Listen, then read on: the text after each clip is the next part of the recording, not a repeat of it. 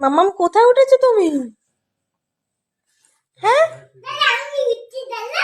কোথায় উঠছো আগে বলো?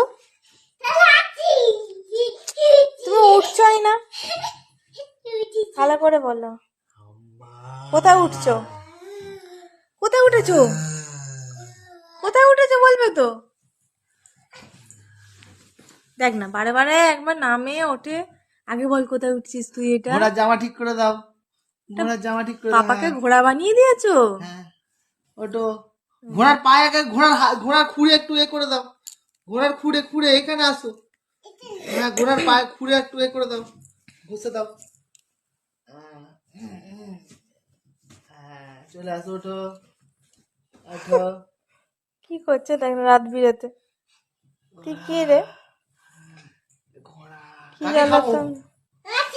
এই মাকে।